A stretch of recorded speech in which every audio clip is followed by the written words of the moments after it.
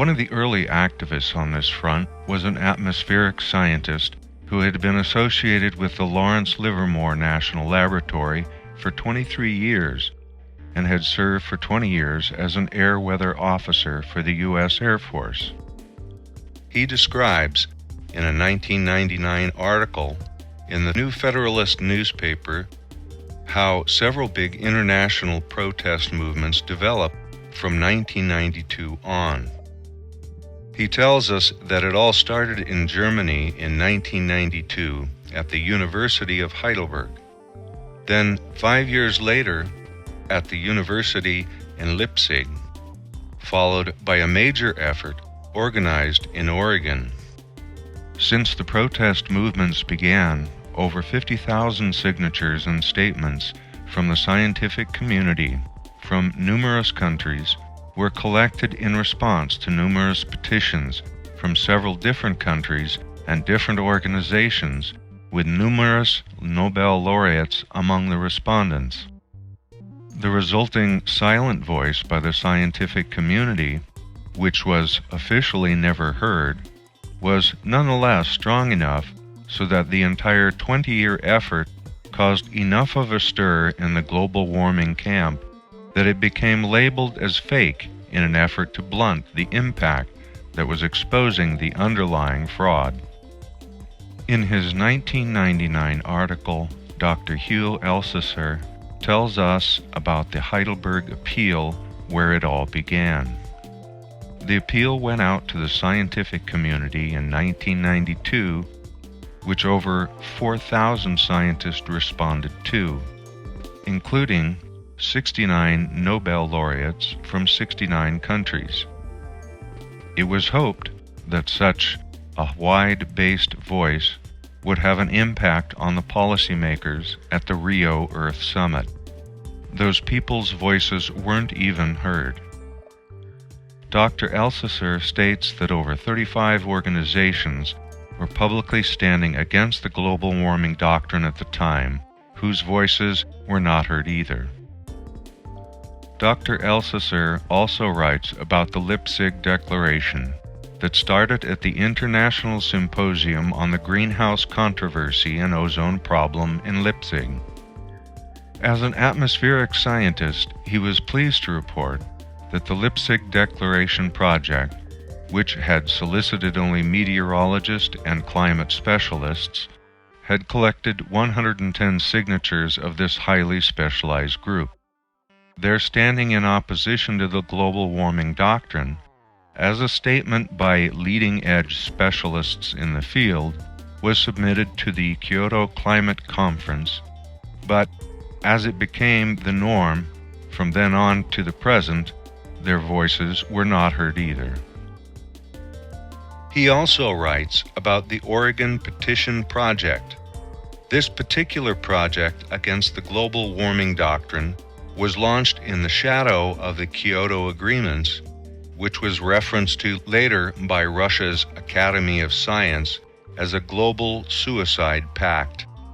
The Oregon Petition Project was focused on all scientists worldwide to gain their written support for a campaign to urge the nations to subsequently reject the Kyoto Agreements. The world responded with 17,000 signatures from scientists, mostly with high degrees, standing in opposition to the unscientific assumptions of the global warming dogma. Other protests followed in later years. One of these was the 2007 Senate report, which presents a collection of over 400 detailed opposing submissions, mostly from the academic community, each one outlining the individual's reason for opposing the global warming dogma. Their statements are all online. Also, and similar to the Oregon Petition Project, in 1998, a new online project has been launched in recent years that is still ongoing. For this project, the respondents must print a form that must be signed and mailed in with a person's academic standing indicated. More than 30,000 scientists from across the world have made the effort to do this, including over 9,000 PhDs. Of course, the wide nature and sheer magnitude of the worldwide opposition movement in the scientific community doesn't disprove the dogma itself. However, it puts its validity into doubt. The worldwide nature and size of the opposition movement does prove that the claim of scientific consensus with the dogma is a lie. There may be widespread collusion, but there is no consensus. Nor is there a consensus in society anywhere in the world that war is necessary as a natural aspect of human civilization. War is a feature of empire. Its bribery buys a lot of collusion, but there is no hint of a consensus that war should ever be seen again on the face of the planet. The consensus is on the side of peace and truth.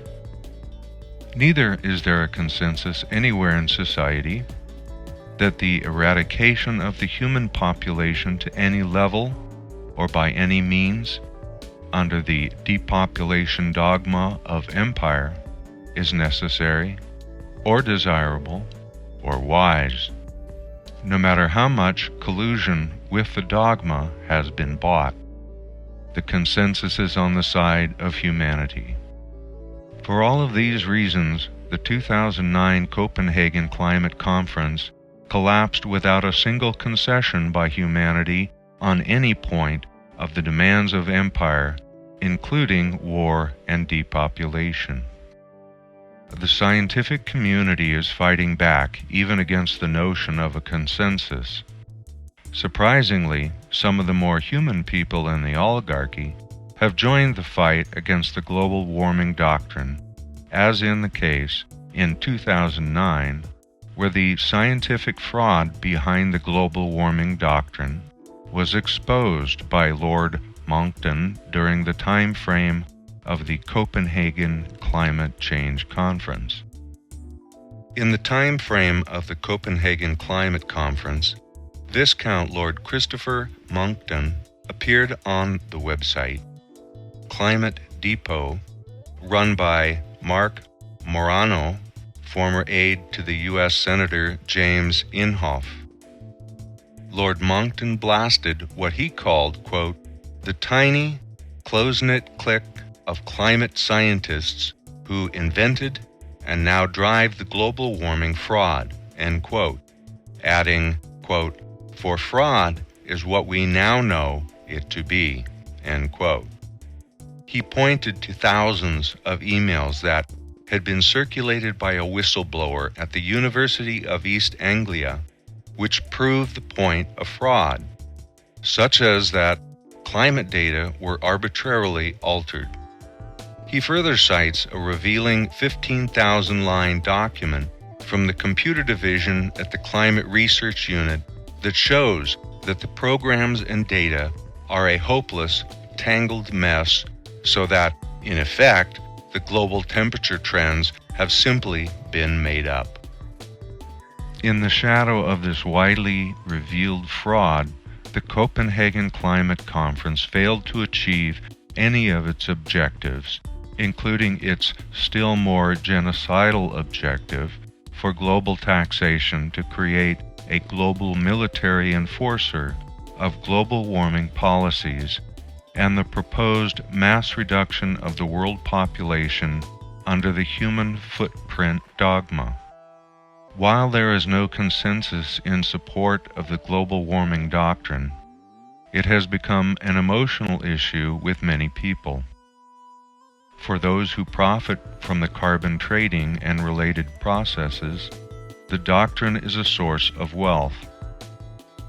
For some people who have become trapped into mythological dreaming, it has to do with the survival of the earth, borne out in a type of mythological quest.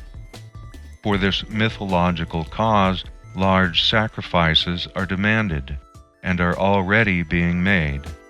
in terms of destroyed industries and rising food prices resulting from artificial scarcity of food as food is being burned. The most affected, of course, are not even being asked for their consensus. Those are the victims of the biggest holocausts in the entire history of civilization, which is, without a doubt, the modern Holocaust that results from the burning of food in a world where 1 billion people now live in chronic starvation. The resulting silent Holocaust under the global warming doctrine may be forcing 100 million silent deaths each single year of people whose agonies remain untold and their numbers uncounted. A healing is most needed here, and this for the sake of all, to protect our humanity as human beings.